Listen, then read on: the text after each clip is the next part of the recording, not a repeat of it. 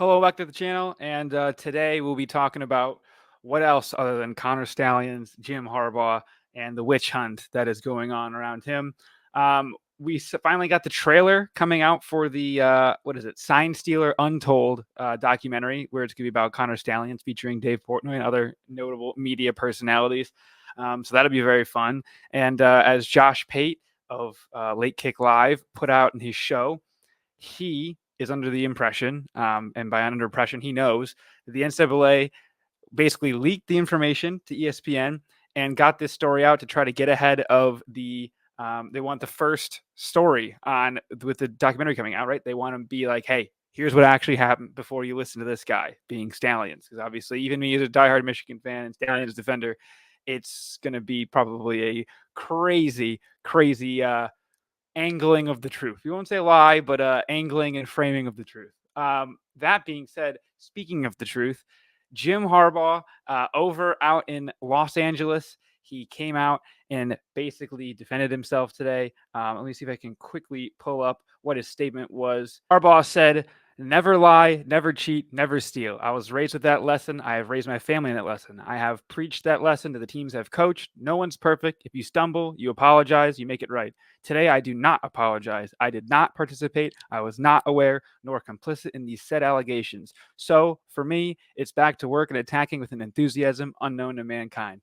I mean, you got to respect the guy at this point.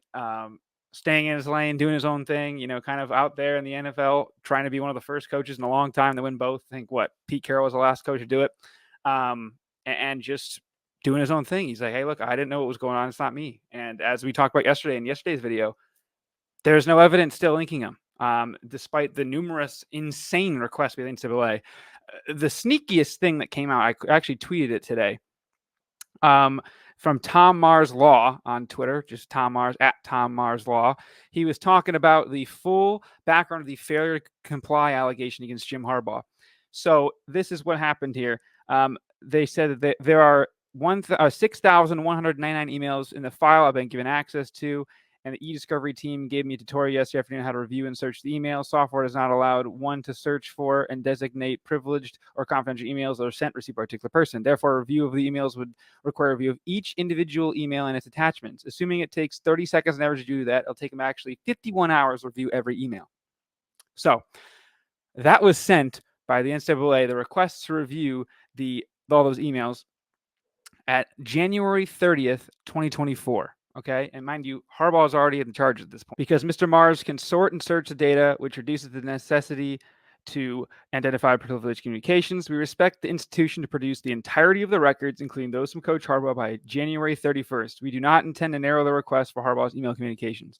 Meaning, Jim had 38 hours to review 6,199 emails. That means you have to do 163 emails an hour, right? Nonstop, let alone how much it's going to cost for the lawyer.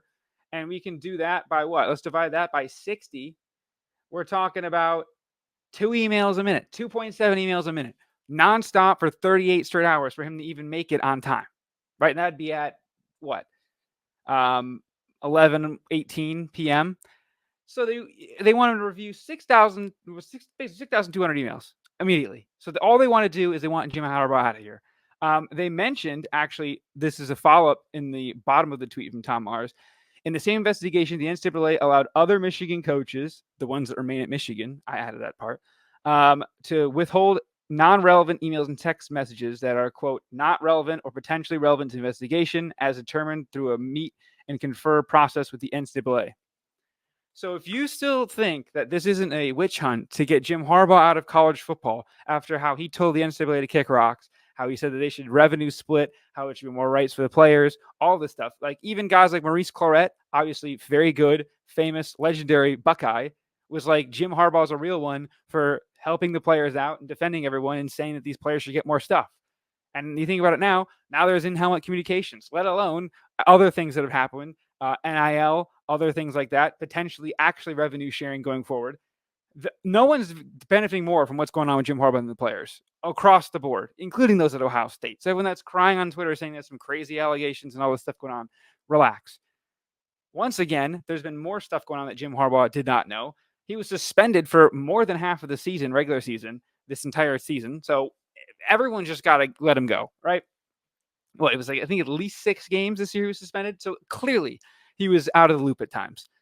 That being said, even if he gets hit with level 1, who cares? He's gone. And if you don't believe me, you ever heard of a guy named Adam Schefter, Paul Feinbaum, Greasy Pete Thamel, the Ohio State fan? He's out there, was on Get Up this morning with Paul Feinbaum. Again, 2 noted anti-Michigan and Harbaugh guys. Feinbaum anti-Harbaugh because Jim Harbaugh, won the national championship this year and beat the SEC. And Feinbaum was like, hey, I respect you. I kind of called you out for a long time, not underperforming. He was not wrong. And finally, Harbaugh flipped the script, improved, and won a national championship. Perfect. And Pete Thamel obviously hate Michigan. You don't have to tell anybody more than us. And then I'm blocked by him on Twitter, along with Desmond Howard and a few others. He called him out on game day. He was like, hey, Pete, we're here in Michigan. You've been right next to me every time. Why aren't you with amongst the fans right now as you have been everywhere else? Are you scared of Michigan for some reason because you're working for Ohio State and doing all this other nonsense? Potentially. But they basically said there's no postseason ban. There's no wins being vacated. It's all basically impossible to prove any of this. No one really cares about the advanced scouting. It's more the thing that's in trouble is this failure to comply. And now that we know what the failure to comply is, it's he didn't read 6,200 emails in 36 hours. Anyone with a brain is going to be like, really?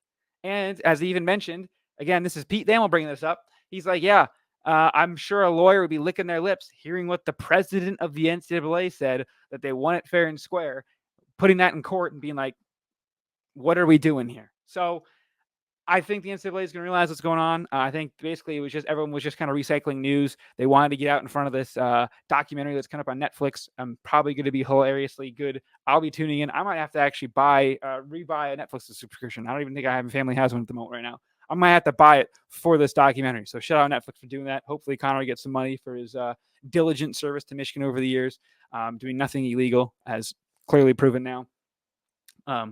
He might get a show cause, but hey, failure to comply. He's not a snitch. We used to be a country that appreciated guys keeping their mouth shut and doing that. Think about it now. We have snitches, and the NCAA is also coming down against Kentucky for no-show jobs. Hey, we used to be a country, but that's basically what I got now. Also on Pat McAfee in the morning was Adam Schefter. He went out there and did his thing. I don't want to talk about it as much because he's a Michigan grad, but he is pretty, indifferent when it comes to this stuff because it's college football. But obviously he's a Michigan grad. So, you look behind him. He's like his equivalent of this is a Michigan football helmet. So, you got to take that with a grain of salt. But overall, just wanted to come out and say those updates. We also got our first update on practices. I don't want to say anything much, but it looks like Orji is doing well and is the quarterback 1 gun to head as of right now. Obviously, it's a very fluid situation with a lot of camp to go. But hey, as I've always said, I'm in favor of whoever can do the best job and help Michigan out when they need most and make the biggest plays and take care of the ball and help us win a national championship again. So that's all I got for now. Let me know down below what you think. If you believe that Jim is being persecuted, as it's pretty clear it is, or if you're hate watching this because you might have fallen for a clickbait my title. Not my problem. So thank you all for watching. Please like and subscribe. And we'll see you guys next time. Peace.